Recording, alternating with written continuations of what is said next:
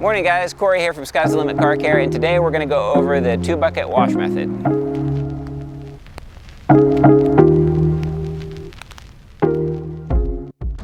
So when people say 2-bucket wash method, generally they're referring to a rinse bucket and a wash bucket. Proper wash technique is really going to be anywhere from 1 to 3 buckets.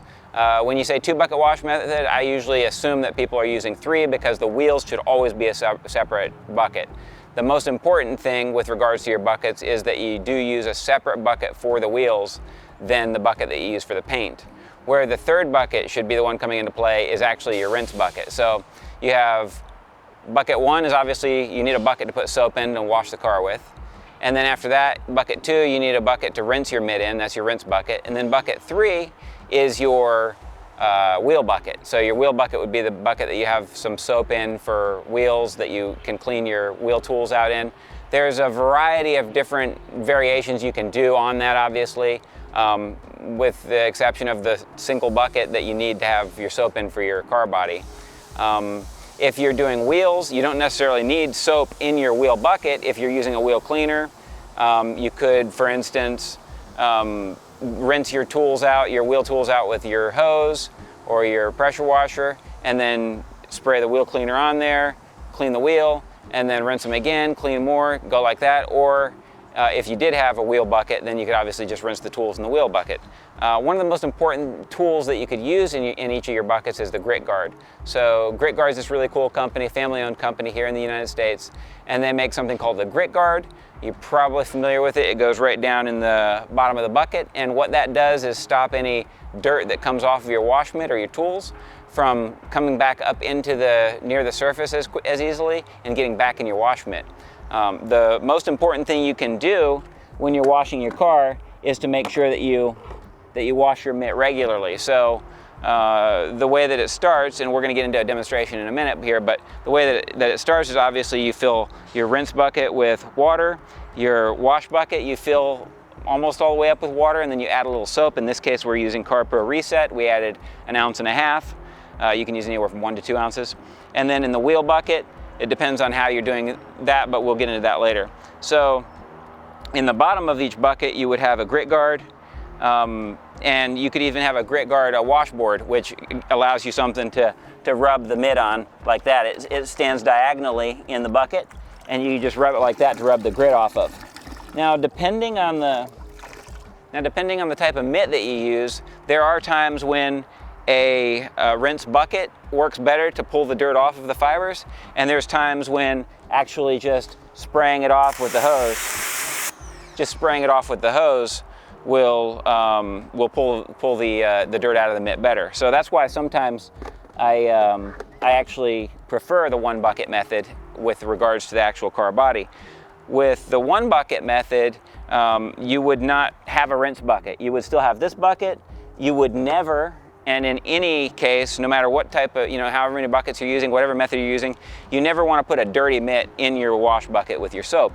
That's rule number 1. You want to always rinse the mitt out before it goes back in the bucket.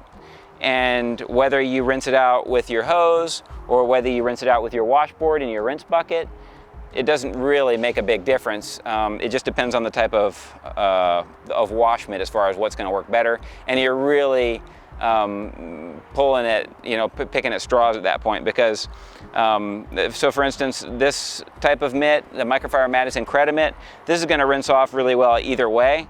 If you plunge it, stuff is going to come out, but it's going to work really good with a hose too. Most microfibers are going to pull the dirt out with a hose, but if you use a merino wool mitt and you spray it with a hose or a pressure washer, then some of those larger fibers of dirt or little twigs or something that might get in there, they might just get tangled up in the long fibers that you have on a merino wool mitt. And so in that case, plunging it down and then lifting it up can actually pull all those merino wool fibers straight and help release the dirt. So in that case, it's really nice to have a rinse bucket. That's kind of adding some complexity to it, so I'm going to go ahead and move into some of the other accessories and the tools, and we'll go ahead and get to our demo. So we talked about our buckets, our wash bucket, our rinse bucket, and our wheel bucket. We have these really cool stickers on the site. They're really high-grade vinyl decals that you can mark your bottles with or your buckets with, so you don't get those mixed up. And then one of my favorite tools is the Detailing Outlaws Buckenizer. These are really great. They come from a family-owned company over in Germany. Thomas is the owner, really great guy, and they make these products in Germany, really high quality. They got little drain holes in the bottom of them so they don't get full of water, and you can snap them on pretty much any bucket, any 5-gallon bucket. And then they even work with these grit guard lids. So if you have the grit guard lid rim on there, you can just snap it right in there. It's got a track for it. You can slide it around the bucket however you want, and then you can keep your tools in there so that you, especially on your wheel bucket, you don't end up with, having to fish around down inside the water and getting a bunch of dirty soiling down inside your gloves. So really cool tool there. And then obviously the buckets. Any 5-gallon bucket will really do in most cases. The grit guards fit pretty much every 5-gallon bucket that's out there. We sell the grit guard line just because we like that company. But you can get a bucket pretty much anywhere. But other than that, you need your soap, you need your wash mitt. That one's a Microfiber Madison Credimet. You need wheel tools. On these particular wheels, we don't really need any kind of brush. We can just use our Microfiber Madison Crediflare. It's a really cool wash mitt. It's similar to the Incredimet that they made, but it has a ambidextrous thumb there. So we're gonna go ahead and move into our demo, and we're gonna show you how to spray foam on a car and wash it, and then also how to just do it with the 2-bucket wash method there. So obviously the first step in washing your car is rinsing it. You want to get all the loose particulates off there before you go to touch it with a wash mitt. So you can use a hose or a pressure washer. Basically you just rinse all the dirt off. Make sure to get the underside like that. Get in all the nooks and crannies, get it nice and rinsed. And then next you have to decide, are you using applying it by bucket or by foam cannon.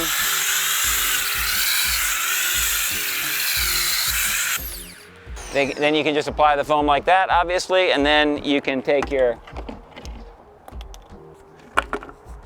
bucket or your wash mitt, dip it in there, and then just start at the top. And some people will actually use 2 different wash mitts, one for the upper, one for about to here, and then another for the lower part, the bumpers in the back. And this part they'll do the roof, and then the windshield, the hood, the rear, and these sides. But you only want to do a couple panels. Depending on how dirty your wash mitt is, this is the point at which you would want to rinse it out, or in this case, flip it over.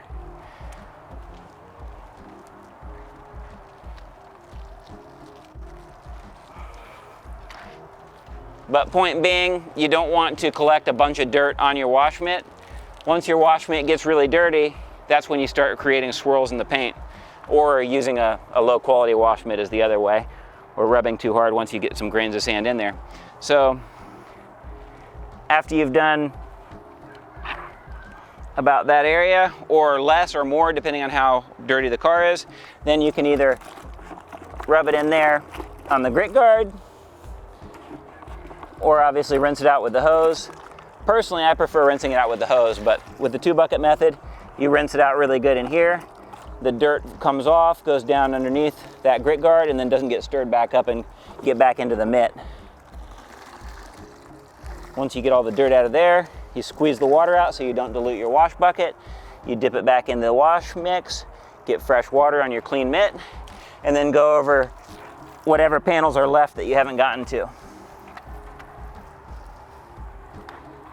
And that is basically the entire process. You just do a couple panels just like that and keep going around the vehicle, rinsing after every panel or 2. So obviously you don't want to let soap dry on the vehicle. You don't want to do it in direct sun. Basically I'll do maybe the roof, the windshield, and the rear, and then rinse that off. And then do the hood and a couple doors over here and rinse that off. And then do the tail and another couple doors on the other side and rinse that off. And then I'll come down and go below this area and wash all that and then rinse that off. And that way I'm not going more than a minute or 2. We're in Florida, so during the summer especially, I don't want to go more than a minute. I don't want to let that soap dry on the vehicle.